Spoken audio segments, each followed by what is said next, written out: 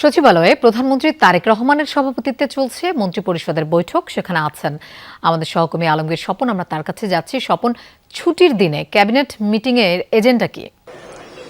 লোপা, আজকে ঈদের ছুটি শুরু হয়ে গেছে সরকারিভাবে। তারপর প্রধানমন্ত্রী তারেক রহমান সকাল 11টা 3 মিনিট থেকে কিন্তু এই সচিবালয়ে যে তার প্রধানমন্ত্রীর কার্যালয় সেখানে তিনি এসেছেন এবং এর আগে ক্যাবিনেট মিটিং এর আগে কিন্তু তিনি দুটো বৈঠক করে ফেলেছেন। প্রথম বৈঠকটি ছিল বর্জ্য ব্যবস্থাপনা ও পরিবহন ব্যবস্থাপনা নিয়ে বুয়েটের প্রকৌশলী এবং ঢাকার 2 সিটি কর্পোরেশনের প্রশাসকদের নিয়ে বৈঠক করেছেন। সেখানে তিনি বর্জ্য ব্যবস্থাপনা এবং পরিবহন ব্যবস্থাপনা নিয়ে দেশীয় পদ্ধতিতে যে যন্ত্র আবিষ্কার বা আমদানি না করে বাহির থেকে এই বর্জ্য ব্যবস্থাপনা এবং পরিবহন ব্যবস্থাপনার ক্ষেত্রে তাদের নির্দেশনা দিয়েছেন এবং তাদের কাছে পরামর্শ নিয়েছেন।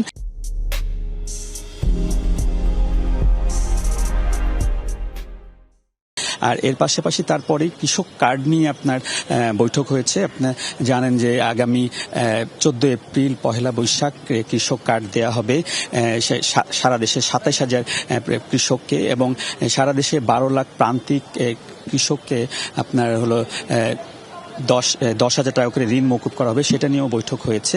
আর আজকে সরকারের প্রায় 1 মাস 17 তারিখ শপথ নিয়েছিলেন 17 ফেব্রুয়ারি, আর আজকে হলো 17 মার্চ। তো আজকে ক্যাবিনেট বৈঠকটি হচ্ছে। এর মাঝে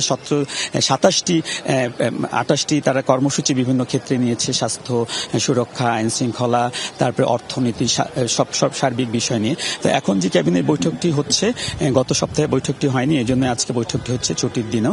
তো এই বৈঠকে মূলত অন্তর্বর্তী সরকারের আমলে যে বাজেট বরাদ্দ হয়েছিল বিভিন্ন মন্ত্রণালয় কেন্দ্রিক, সেসব মন্ত্রণালয়ে যেসব বরাদ্দ হয়েছে, কোনো মন্ত্রণালয় হয়তো বেশি হয়েছে, কোনো মন্ত্রণালয় কম হয়েছে, সেগুলো নিয়ে এক ধরনের রিভাইজ এখানে আলোচনা হবে। যে কোথাও যদি বৃদ্ধি করার দরকার হয় সেখানে বাজেট অনুযায়ী বরাদ্দ করা হবে, আবার সেখানে যদি কোথাও যদি কম থাকে সেখানে বাড়ানো হবে।